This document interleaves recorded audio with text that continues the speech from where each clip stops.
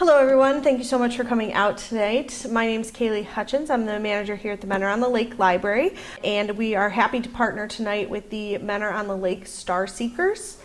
Unfortunately, the presenter for tonight's program, Kyle, who's the head of the Men Are on the Lake Star Seekers, has fallen ill, but he and I have gone over this presentation, so I am going to do my best to convey all of the information to you guys tonight. So, escaping the moon's shadow. So first here we have our mission log on what we are going to discuss tonight. So first we're of course going to talk about the moon and the eclipses themselves, which is why you're here, and a little bit of information about telescopes, as that is not my forte. And we're going to talk about viewing safety, which I'm excited to share with you because it is very important, and the countdown for the eclipse, as well as some upcoming activities that you can come to here at the library. So, the moon, our closest celestial neighbor. The moon is called the moon because initially it was the only one we knew existed. Back before telescopes, they did not know that there were other moons around other planets. The first discovery happened in 1610 from Galileo, who discovered 4 moons orbiting Jupiter. When we say the moon in Latin, it is called luna, which is why anytime we're talking about the moon, we use the term lunar. The moon is important not just for being a pretty thing for us to look at night, but also because it does help by moderating the axis for us. It also is important for tides and a rhythm for humans as well as animals and even plant life. The leading theory of the way the moon was formed is that a Mars-sized body collided with Earth about 4.5 billion years ago. The resulting debris from both the Earth and that impactor accumulated, and because of the way the pressure in space works, formed the circular orb that is now the moon. It took about 100 million years or so for it to form the way that we see it today. And because it does not have an atmosphere the same way that Earth does, it gets impacted regularly from asteroids, meteoroids, as well as comets striking the surface, leaving the craters that we see behind. The moon itself, the surface of it, has, because of all of these impacts, basically been formed to be a lot of rubble, a lot of dust and rocks itself. The moon is rotating at the same rate as it revolves around the Earth. So we talk about the dark side of the moon, and there really is no such thing as that. The moon itself is constantly rotating and receiving light from the sun. It's just hitting it at different points, which is why we see the moon waxing and waning, and even when we have a new moon. When we have a new moon, it happens because the far side of the moon, what we're not seeing, is what is receiving full sunlight at that time. The moon itself makes a complete orbit around the Earth in 27 days, and it rotates or spins at that same rate, but because we're also spinning, it actually takes about 29 days for us to see that rotation. And there's a great graphic here that is going to show the way that the moon rotates around us and the way the light affects that. So you'll see how the light is hitting the moon changes as it goes around. So you'll see it's starting to be a new moon, and then as more of the moon starts to appear until it gets full again. So as we talked about, the atmosphere on the moon is completely different from that we have on Earth. Because there is so little atmosphere, there's no insulation as we have here in order to stabilize the temperature. So the temperature varies drastically from the light side to the dark side. On the light side of the moon, it can be as high as 260 degrees Fahrenheit, while on the dark side, it is going to be negative 280 degrees Fahrenheit, which is pretty cold. The moon's diameter itself is 2,160 miles across, and so that makes it less than a third of the width of Earth. If Earth were the size of a nickel, the moon would be about as big as a coffee bean, to give you a little perspective there. The moon itself is 238,855 miles from Earth. So that means that about 30 Earth-sized planets could fit between Earth and the moon. So it's not as close as it seems. and it's actually getting farther away every single year. As the moon is rotating, it's moving away from Earth at about an inch farther. So it's an inch farther away every year. It's going to take a very long time for that to actually have an impact on Earth. And here's a nice photo of the view of Earth from the moon. All right, so eclipses, which is what we are really here to talk about tonight. So there are two types of eclipses that we hear about. There's lunar eclipses and solar eclipses. So the first word in that, lunar or solar, tells you when it happens. A lunar eclipse is going to occur at night when the moon is typically out. A solar eclipse is going to happen during the day. So lunar eclipses happen a little bit more frequently, and there is a lunar eclipse happening on March 25th coming up here, and that is when the Earth puts a shadow on the moon. So it goes sun, earth, moon for a lunar eclipse. It blocks the light from the moon. Although a lot of times during lunar eclipse, the moon is still visible. It just appears in sort of a red or orangish light. And that is because of the way that the sun's light is reflecting around the earth. In a solar eclipse, the path of the moon is directly between the earth and the sun, which is the moon's shadow is what causes that solar eclipse. Now there is an annular eclipse, and that happens as well. It's a solar eclipse that occurs when the moon is a little bit closer to the sun, so a little bit farther from Earth, and because of that distance, it does not give us that total blockage. The actual sun is visible around, sort of like a ring of light. So it is not safe to look up directly during that time unless you have proper eyewear. A total solar eclipse is going to happen about every year and a half somewhere on Earth. But most of the time people are not there to see them because Earth is 71% water. So a solar eclipse might be happening. It's just happening in the middle of the ocean and nobody wants to travel that far. Getting a chance to see a total solar eclipse is rare, which is why we are so excited for the April 8th eclipse coming here. The moon's shadow on Earth isn't very big, so this does only show on a small portion of places on Earth where we can see it. So that would be called the path of totality. That's the path where you can actually see the full solar eclipse. Although there is going to be space for people to see it beyond that, they just won't see a full total solar eclipse. They will see partial. On average, the same spot on Earth only gets to see a solar eclipse for a few minutes about every 375 years. So it's going to take a while for it to come back around here to Mentor on the Lake. As far as the lunar eclipses, the moon's path around Earth is tilted. So we don't get a lunar eclipse every single month because even though there is that line, because of the way that the sun and the moon and Earth are all in line, the moon is still visible for most of that time. We do have a lunar eclipse coming up in March, and then we have the solar eclipse just a week and a half later. So we're in a lucky position at this time. So the other pieces of that is that when a total solar eclipse happens, the sun, the moon, and the Earth have to be in that straight line.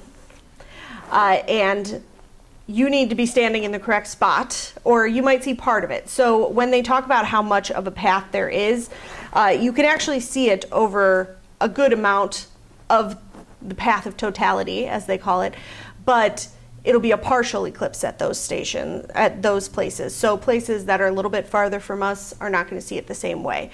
And we're seeing it here in Ohio. People on the other side of the country probably don't even know what's happening because it's not as exciting for them.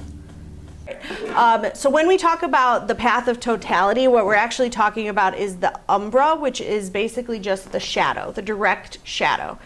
Because of how large all the objects are that we're talking about, the shadow is bigger than just the umbra. It has sort of, a lighter shadow around it. I don't know the best word for that, but that's the penumbra. And what that means is those places are going to see part of the eclipse, but not the entirety of it. The sun and the moon aren't really the same size. We know that. The sun is 400 times larger than the moon. Because of that relationship in size and distance, that is what makes it to be basically the same size on the day of our total solar eclipse. We are on the only planet in the solar system in which this happens. So that is another thing that makes it special. So you don't see these total solar eclipses on any other planet with their moons because the size comparison is not the same as what we have. So the area where you see the solar eclipse is going to be about 167 miles wide. So that's the width of it. Outside of that is where you're going to see more of a partial eclipse. And it's not constant, obviously. Our actual time of totality for our area is just under 4 minutes. It's a very brief period where it's going to be in that total eclipse mode. It's about, I have time on here later. Let me just spoil ahead. But I think there's about an hour and a half on either end where you're going to be able to see, with the proper viewing, the shadow on the sun. So this is, I think it's from the 2017 eclipse. So this is satellite footage showing the shadow of the moon over the country. So you can see this Florida over there, California's up there, just to give you that. There. And you'll see the shadow going across the country over from this side of the screen. And it goes through fast and then a second time slow. So it's not going to be that fast. It's not a blink and you miss it, or, but just to kind of see. And you can tell where there's the dark shadow versus sort of the lighter. So a few things that happen during the eclipse. The temperature can drop as much as 20 degrees. So when the moon is actually in front of the sun, it will get dark. Has anyone been to a total solar eclipse, witnessed a total solar eclipse before? Just an annular. Annular? I think I did as a kid. Okay. So was 2017? Was that it did not hit us, no, but it yeah, and it wasn't a total, yeah. So it was 80%, it wasn't total. But so when a total solar eclipse occurs, it's actually fascinating to witness, from what I hear. Haven't witnessed it yet. Looking forward to witnessing it. When it is in the totality, it gets dark, like dark. And the other piece of that is that it's happening at 3 something in the afternoon. I have the specifics in here, I think 3:14. So the timers for all of the street lights are not going to be on. So please do not drive at that time. No, seriously, guys, do not be driving. Be wherever you're going to be at least an hour beforehand. I was at a luncheon with the emergency development people and everything, and they were like, they're worried about people having accidents and stuff during that time. So do not drive during that point because the lights will not be on. And there's also concerns that, people won't have their headlights on then, and there could be accidents for many reasons. A lot of people have closed their schools. Yes, I think Mentor's closed, aren't they? Yeah. A lot of the schools are closed. And that's more for safety, too, because of the timing of it. It's right when school's letting out. It could be quite dangerous. Yeah, exactly. So when it gets dark like that, one of the neat things that you'll see is how wildlife responds. Hopefully we'll hear crickets. You might even see the birds quiet and things happen, like everything sort of like goes into the night mode because nature doesn't know. They're like, oh, it's dark now. I was told by someone who went to one of the 2017 eclipse, he said it almost looks like a 360 sunset, right before, right after. The other thing is that it happens very abruptly. So as far as your eyesight goes, it might take a second for your own eyes to adjust. The same way if you were to walk into a room with the lights on, turn the lights off real quick, it takes a second for your eyes to adjust. Even if you're looking up at the sky the moment it happens, it may take a moment. And I'm going to harp on this one. The only safe time to look directly up without any sort of protective eyewear is during that totality. So you have that little brief window where you can look up without anything on your eyes or through a different viewer. So we talked about the moon's moving, moon's moving away from us. In about 600 million years, there will no longer be solar eclipses of this type because of the way that the planet and the moon are moving around themselves as well as the moon moving away. A partial solar eclipse can be seen from 3,000 miles away, so this means at some point our friends in Canada, I mean they're going to get part of it too, but our friends in Canada might be able to look up with solar eclipse glasses and see that little sliver of the moon covering the sun. I know during the annular eclipse this last October, I was excited hoping that maybe I could see something, but it was rainy and cloudy and you couldn't see anything. And even if, I will say, even if it is cloudy on that day, we will still experience a lot of these things that we've talked about with the eclipse because it's going to be the change in lighting, that whole scene. Brief information on telescopes.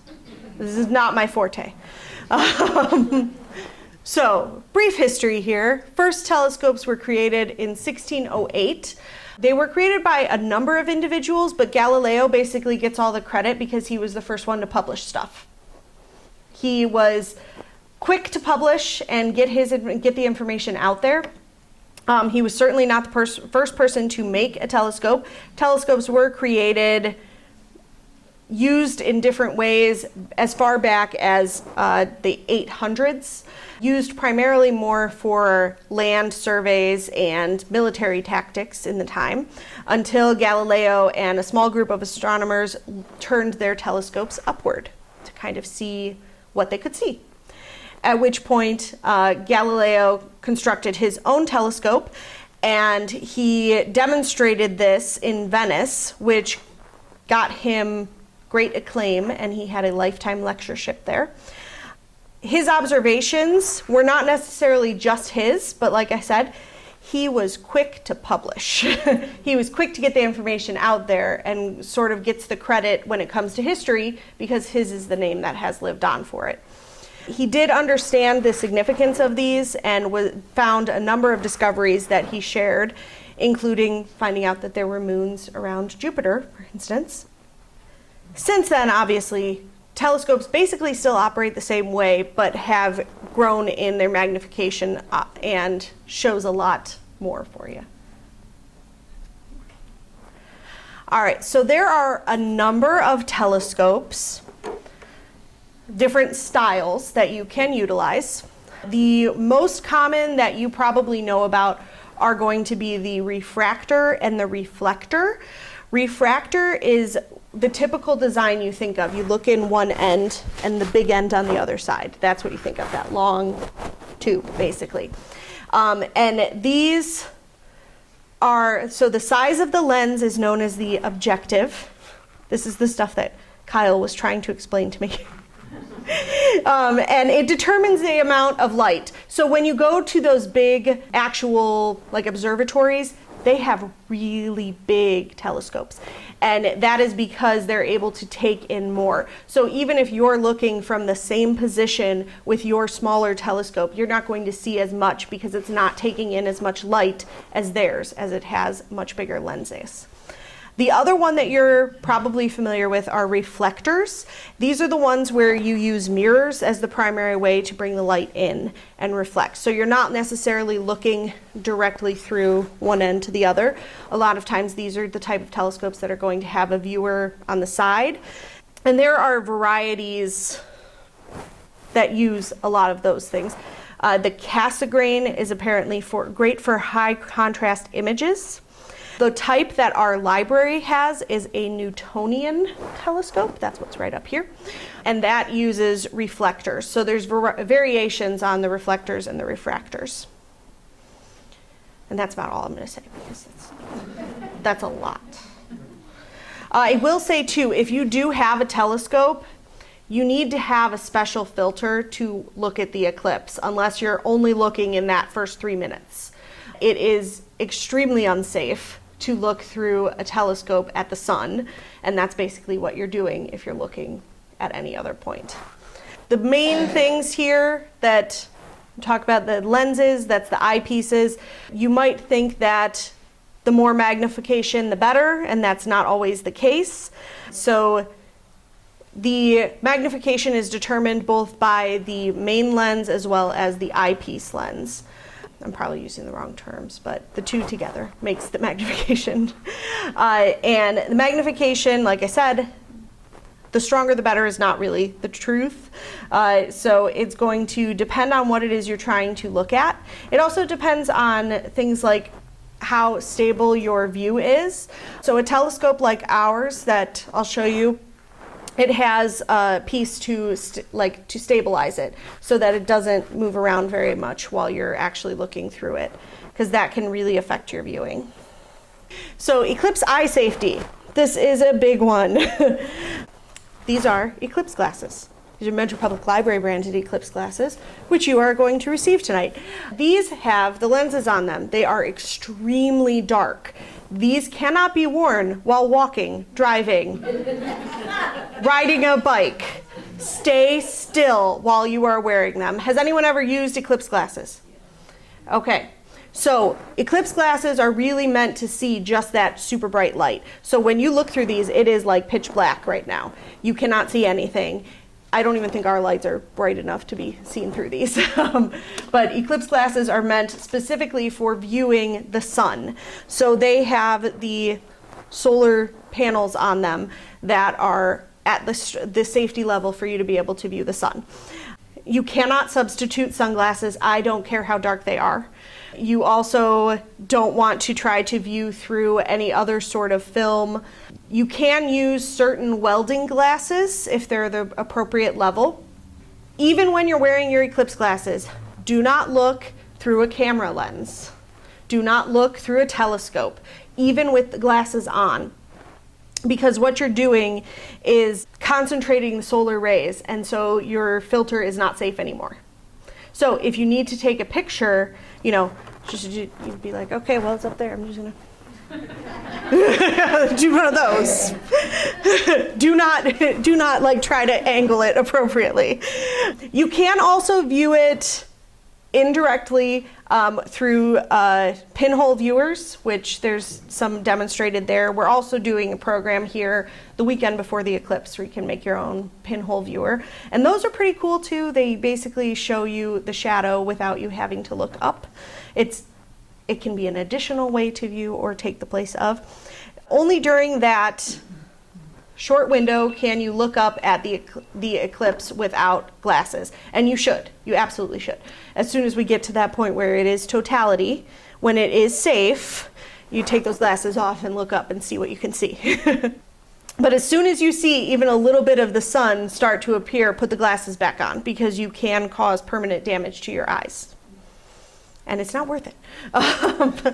There is a sheet on the back table over here that I printed out. This is directly from NASA, so it does have some information if you did want to make your own eclipse projector or box viewer.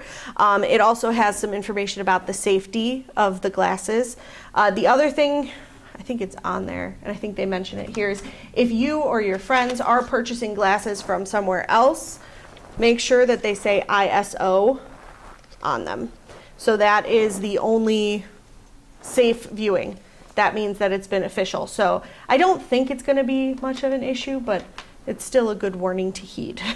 You also do want to make sure that you do not scratch the lenses on the glasses. So be careful with them.